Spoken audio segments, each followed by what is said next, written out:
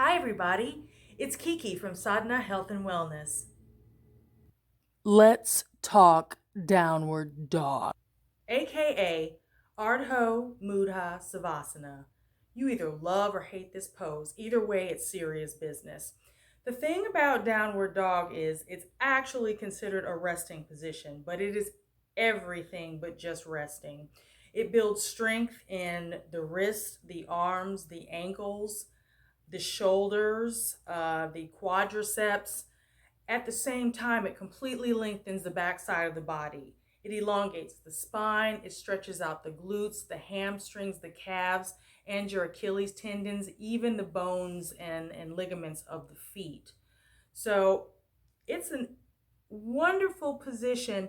And the only reason why I'm cringing, because I remember back in the day when I first started doing yoga, and I was going to a gym and we would do sun salutations. So usually downward dog is a part of the series of sun salutations, and it's a transitional pose in between different poses and sequences. Me being a little baby yogi, we had a sub for one of the classes and she was militant. She was drilling those sun salutations. I was pouring sweat. I was having hot flashes. I just wanted to lay down. And I could never understand the resting part of downward dog. But after she got through with about 12 of those and she finished our sun salutations and downward dog, we were to just hold the pose. Let me tell you, it was like I finally got it. And that's the great thing about yoga. It creeps up on you. I had built the upper body strength. I had built the stamina and endurance that it took to hold up my body weight at the same time, like stretching. It felt absolutely incredible. So, my thing is to be encouraging is you will get there. It takes time, it takes practice, and then one day you're doing downward dog and you're going to be the bomb at it. So, what is so special about downward dog? I mean, man's best friend, you've seen them, right? They get up first thing in the morning, they stretch, and I mean, it's the cutest thing in the world, but they know what's up. So, what is the history and mythology behind downward dog? Well, Shiva, all right? Good old Shiva.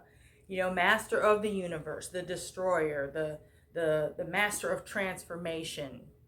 Shiva, remember what I said? He liked to hang out with, well, actually, I haven't gotten to that part yet. So, okay. So Shiva liked to run around in disguise all the time. It just felt whatever he was feeling, he was either very stately and kingly and he was, dripping jewels and silks and all this other thing. Or he would, go in or come out of meditation. He would just wander around. He'd be matted hair, dreadlocks, dressed in animal skins, just kind of dirty, just looking like a hobo, just doing his own thing.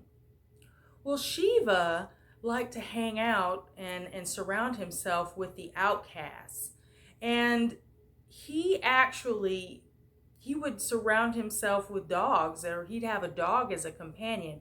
Now, dogs were considered the very lowest of the caste system. Shiva considered dogs to be companions, old friends, buddies, and in a lot of cultures, they're considered gods of guardians, guardian gods. So, I mean, not much has changed. I mean, we love dogs, don't you? I mean, man's best friend is still doing their job and we love them. So, downward dog is sort of a shout out to man's best friend. So, let's get into it. I've broken down what it does and why we should do it, that it's a resting position, and the history. Let's get on to the mat. Now, I suggest maybe you warm up a little bit, do a couple of stretches before you, maybe a couple of lunges, and rotate the arms and shoulders before you do this. Also, if you have blocks available, I'll show you what to do for some modifications.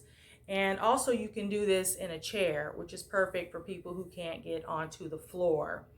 Now, let's talk about contraindications. That word is just too much for me, so I like to say contra.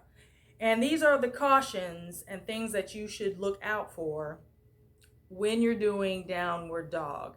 Now, I call them contras because, okay, your wrists are contrarian, your ankles may be contradictory, just contras. Okay, so what are the contras for this particular position?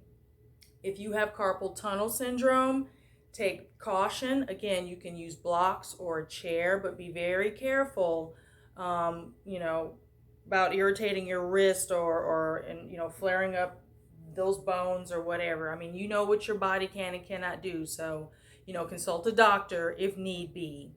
If you have high blood pressure or you're suffering from a headache, you can use a block or a bolster actually underneath your head when you're in this position, because you actually are inverting. Your head is, tilting towards the ground, which, your blood rushes towards your head, and it just, it can just irritate and exasperate a headache. Diarrhea.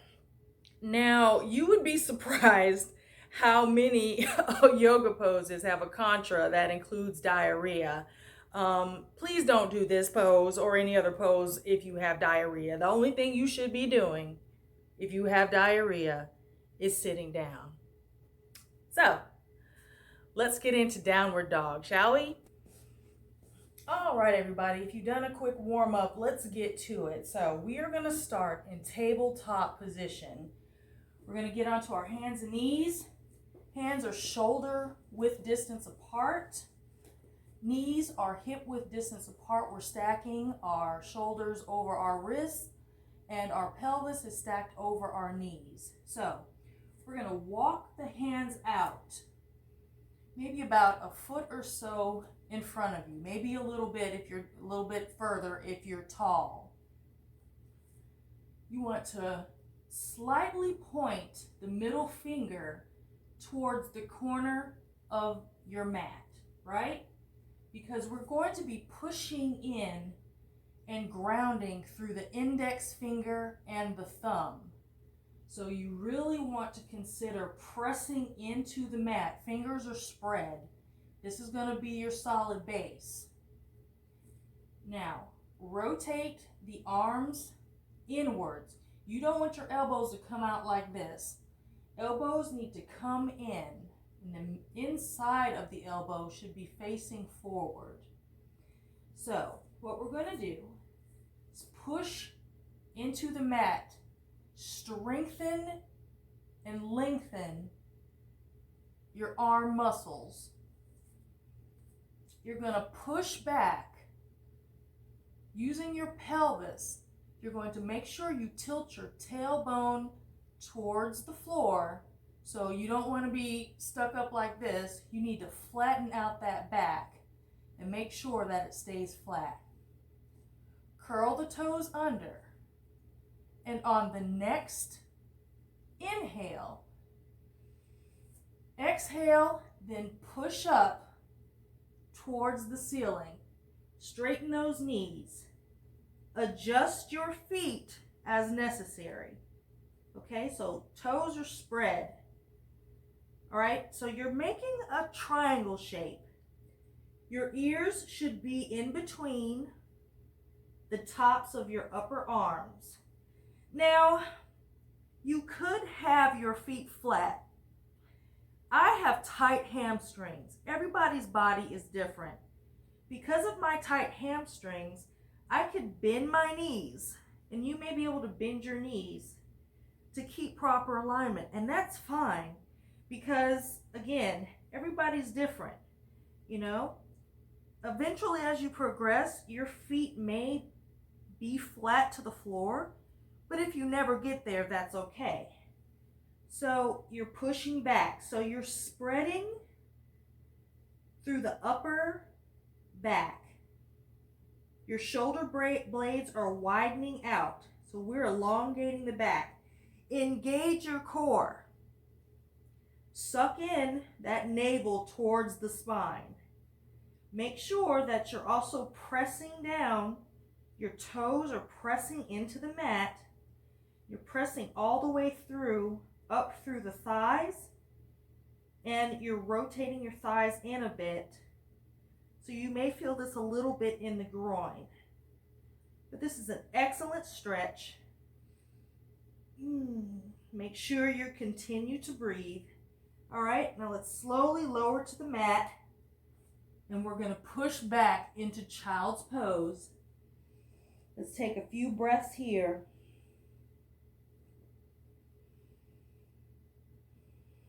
Rest your hips back towards your feet.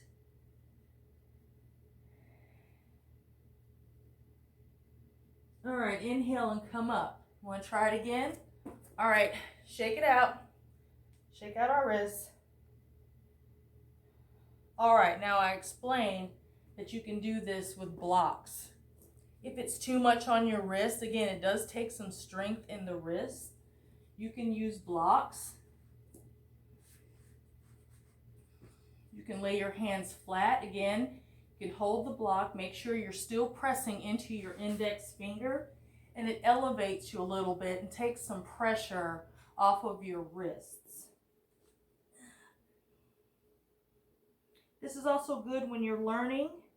If you're tight in your shoulders, I'm very tight in my shoulders. I'm constantly stretching them. So block feels great. If you need greater elevation, flip the blocks onto their side. It takes you up a bit higher.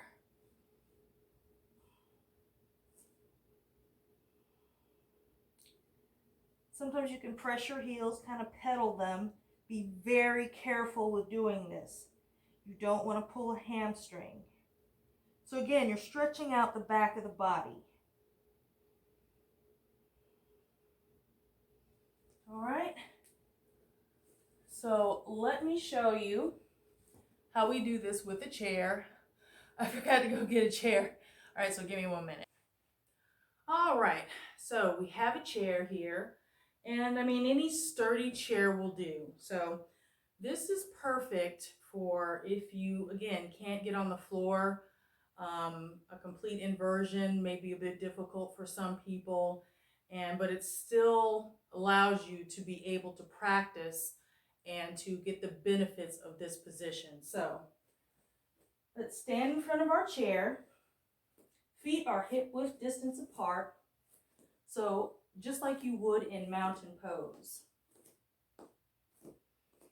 All right, so we're going to bend towards the chair. We're going to grasp the outer edges, almost as if your palms were flat to the floor, pointing our index finger and thumb. That's where we are grounding our wrists.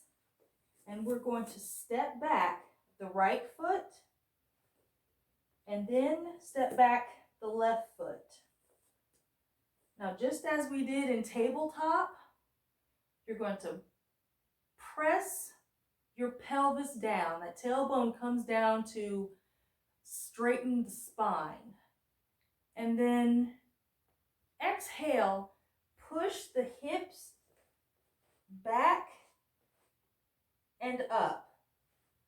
You should feel this in the back of your legs, your hamstrings, and your calves. Even, I can feel this even with the chair, so you are getting a workout even with the chair. If you need to bend your knees and your heels still come up, you're still making that triangle position. Keep your ears in between your upper arms. Don't let it just hang and flop. So keep your neck straight. Stretch through the shoulder blades. Exhale, and then you can just release onto the floor or sit onto the chair if you need to recover. So that was downward dog. Again, it is a resting pose, and all I can say is when you get to that point and you rest in it, it's like, aha, you finally get it. And it's so awesome. It stretches out the chest, the shoulders, the upper back. We stay, hunched a lot. And we have to remember the front needs stretching just as well as the back. And there are other exercises for that, but we also need to just elongate, those muscles that become shortened when we're sitting at a desk every day. So stretching out the back side of your body, that's kind of been just crunched up, sitting in a chair, hunched over our phones and our computers. Um, we have to do these things so that we can kind of survive in modern day society and not just be kind of just like in pain, crunched up, hunchback. Um, just have complete and total just well being, and just we these bodies do so much for us, and we have to take good care of them. And if we don't, they definitely let us know, don't they? So thank you so much for joining me for Downward Dog.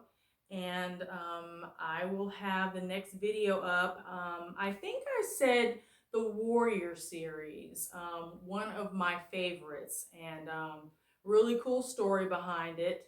Um, it involves Shiva and Shakti and her father. So there's some family drama going on there. So I will work on that. And thank you again. And we'll see you next time. Namaste.